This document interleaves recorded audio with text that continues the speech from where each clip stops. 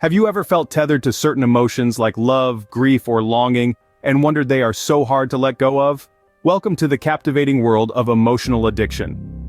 This isn't just about the usual suspects like nicotine or alcohol. This is about the undercurrents of our emotions that can affect us as profoundly as any substance. It's about love that feels like an addiction, grief that's hard to shake off, and longing that's as persistent as the tide. Or even about the comfort of routine, an addiction to familiarity. Our understanding begins with this. Addiction, in its most elemental form, is a biological process. Our brains, in their relentless quest for pleasure, are wired to experience joy, reward, and satisfaction. Each time we experience profound emotions like love or grief, it's as if our brain brews a potent cocktail of chemicals. Dopamine, serotonin, oxytocin, noradrenaline. These are the messengers of pleasure, reward, and contentment. Now, visualize this process repeating again and again each time we encounter these emotions or thoughts.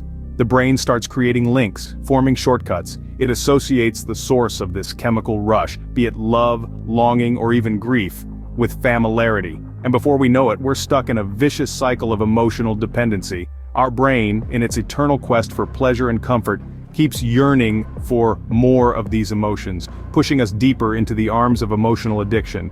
But here's an interesting detail. The brain doesn't differentiate between what we traditionally view as good or bad. Love can be as addictive as grief. The longing for a loved one can be as hard to break as a harmful habit. It's not about the nature of the emotion, it's about the intensity of the chemical reaction it triggers in our brain. So whether it's love, grief, or a deep-seated longing, the addictive process within our brain remains the same. The key to understanding and overcoming emotional addiction lies in recognizing these biological processes and learning how to navigate them. Our emotions, whether we label them as positive or negative, are fueled by a cocktail of chemicals secreted in our brain. These chemicals collaborate to engineer the broad range of emotions we encounter daily. Essentially, there are four primary chemicals choreographing this emotional ballet: dopamine, serotonin, oxytocin, and noradrenaline. Firstly, there's dopamine, often nicknamed the pleasure chemical. Dopamine is behind those feelings of joy and reward, the satisfaction from the first bite of chocolate or the exhilaration felt when conquering a difficult task. Over time, we tend to desire experiences that trigger dopamine release, leading to a reliance that mimics addiction. Following dopamine is serotonin, a mood stabilizer and integral to our overall sense of happiness well-being. It's the settling peace after upheaval, the tranquility after a hearty laugh or deep conversation. This tranquility can become just as addictive as the dopamine rush. Now let's talk about oxytocin, fondly termed the love hormone. Oxytocin is secreted during social bonding moments like embracing a loved one or looking deeply into a romantic partner's eyes. This hormone can foster a powerful emotional connection, making us yearn for these bonding moments repetitively. Here's the catch: often when we think we're in love with someone or longing for them, it might not be the person we're addicted to, but these chemical releases. We attach a particular person to the love emotion and crave the feelings associated with love, not necessarily the person themselves. Lastly, we have noradrenaline, a chemical integral to our fight-or-flight response, and contributes significantly to feelings of stress and excitement. It can be exhilarating and, yes, addictive in its own way. Essentially, our brains act like skilled mixologists, blending these chemicals to create a vast palette of emotions. And just like a bartender can get you hooked on a specific cocktail, your brain can get you hooked on a particular emotion. This brain chemistry that influences our emotions can lead to a sort of addiction, making us yearn for the feelings, the chemical releases, rather than the individual or situation triggering them. This intricate interplay of chemistry and emotion not only shapes our experiences, but ultimately our lives. Habits have a stronghold over us, and let's delve into the reason behind this. As certain sentiments and thoughts can become addictive, so can our habits.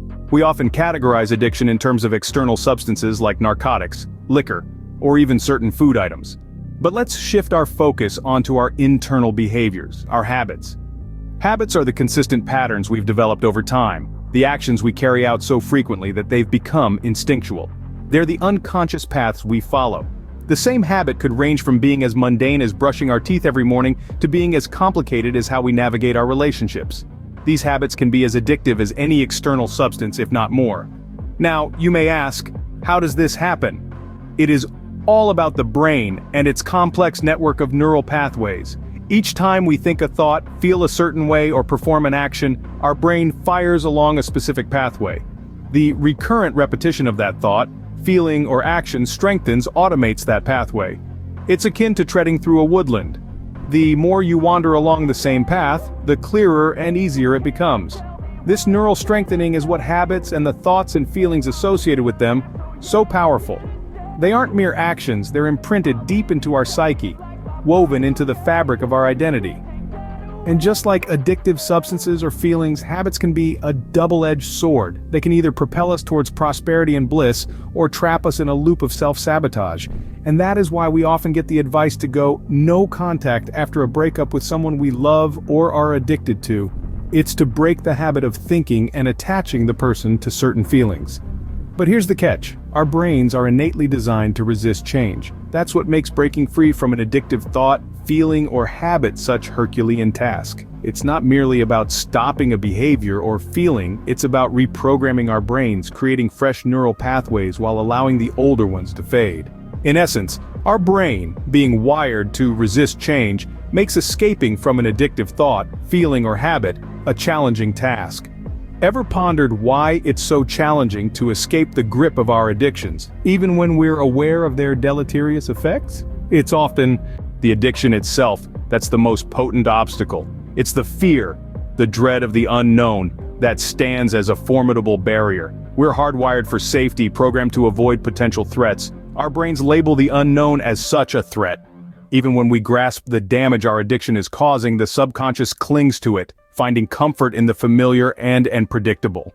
Let's explore an instance of a person entrapped in the clutches of substance abuse.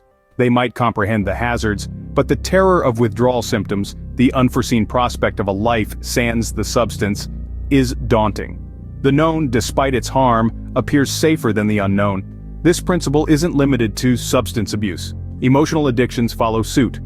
When entangled in a relentless pattern of unreciprocated love or perpetual sorrow, envisioning a life devoid of these sensations seems daunting.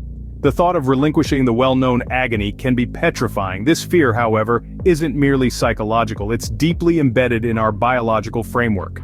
Our nervous system strives for homeostasis, favoring stability and predictability. When an addictive pattern is disturbed, this balance is disrupted. The body reacts with withdrawal symptoms, causing physical discomfort, a biological push back to the familiarity, back to the addiction. But is this fear destined to enslave us? Not at all. Identifying and understanding this fear is the initial key step in vanquishing it. Fear is a natural reaction to change, but it doesn't have to govern our responses. The fear of the unknown can be reinterpreted as a signal of growth, a badge of our bravery to step into unfamiliar terrain. Remember, each stride into the unknown is a leap towards liberation. The fear of the can frequently pose a greater challenge than the addiction itself. But armed with understanding and courage, we can steer past it and reclaim our lives. Regardless of these hurdles, change is not merely probable, but entirely in our command. The first step is comprehending the biological foundation of our addiction, whether tethered to a substance, a sentiment, or a routine. Although our bodies may be naturally attuned to equilibrium, we are not bound by our biochemistry.